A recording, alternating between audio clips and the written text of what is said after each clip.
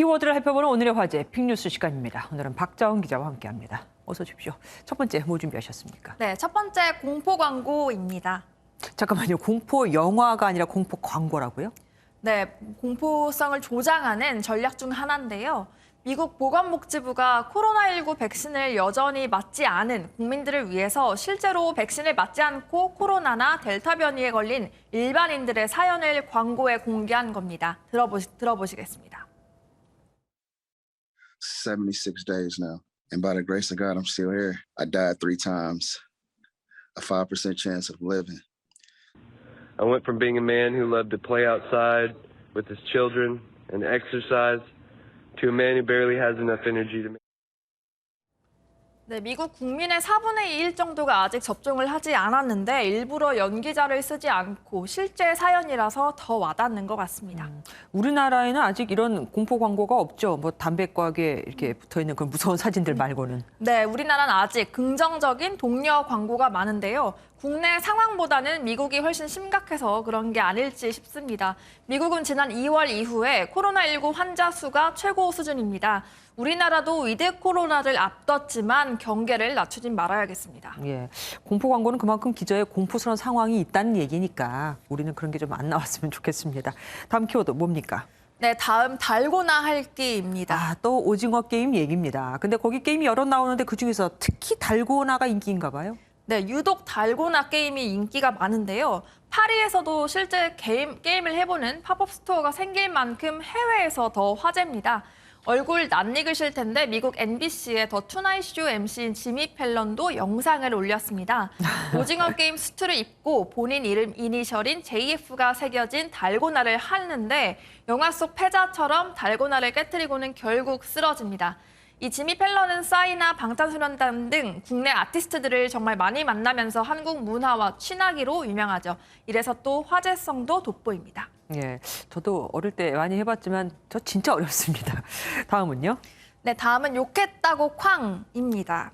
저 말 그대로 그냥 이해하면 됩니까? 네, 이 사건은 우선 설명해 드리면 오토바이 운전자가 욕하고 도망가서 보복했다라고 하는 짧은 말과 함께 올라온 영상으로 이제 사건이 알려지게 됐는데요. 짧은 순간에 차량이 오토바이 운전자를 들이받고 운전자가 그대로 튕겨져 나갑니다.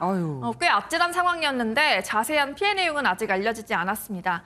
커뮤니티에선 속이 후련하다. 또 오토바이에 대한 그간의 감정이 나온다 등의 부정적인 반응과 그래도 이건 아니지 않냐, 형사처벌은 세게 받을 것 등으로 나뉘었습니다.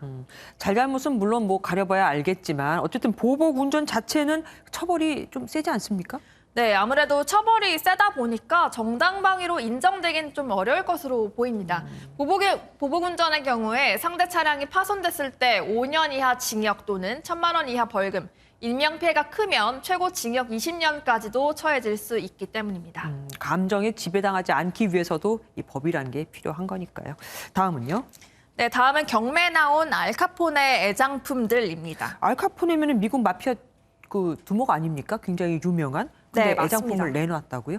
네, 이 애장품 경매 행사가 처음은 아닌데요. 우선 알카포네는 미국 시카고 갱단 두목이자 주류 사업가죠. 대공황 시대를 거치면서 숨지기 전까지 엄청난 양의 재물과 권력을 쌓았는데요. 그가 쓴 389경 권총은 2011년 경매에서 약 1억여 원에 낙찰된 바 있고요. 네. 또 이번에 경매가 또 열립니다. 내일 악명 높은 한세기라는 주제로 열리는 위더렐 경매에서 459경 자동 권총이 5만 달러, 90개 다이아가 박힌 회종시계가 12,000달러에서 시작됩니다. 아니 그래도 범죄자잖아요. 그 범죄자의 물건을 이렇게 비싸게 사줘도 되는 겁니까?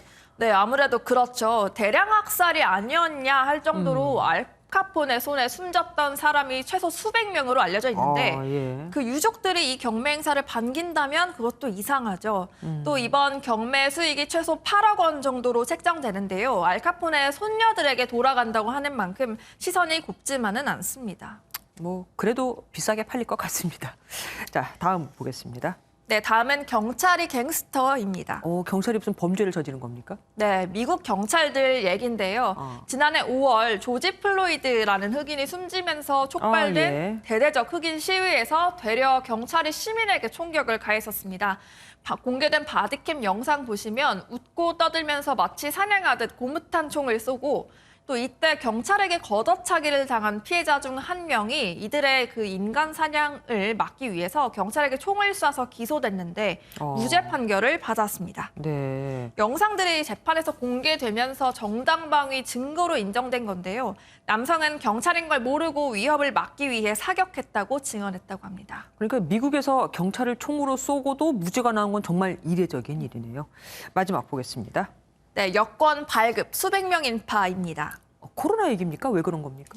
코로나 얘기는 아니고 이번엔 탈레반 얘긴데요. 네, 영화 속에 마치 한 장면 같습니다. 아프가니스탄을 장악한 탈레반 정부가 2달 만에 여권 발급을 해주겠다고 한 건데 한꺼번에 인파가 몰린 겁니다. 시민 또 외국인 등 이렇게 수많은 사람들이 탈출에 필사적인데 발급 업무는 거의 마비 상태라고 해서 이런 탈출이 성사될지는 미지수입니다. 얼마 전에 아프간 여권이 무비자로 갈 수 있는 나라가 제일 적다는 보도도 나왔었거든요. 여권을 받아도 갈 수 있는 나라가 별로 없다라고 생각하니까 참 안타깝습니다. 지금까지 박자훈 기자와 함께했습니다.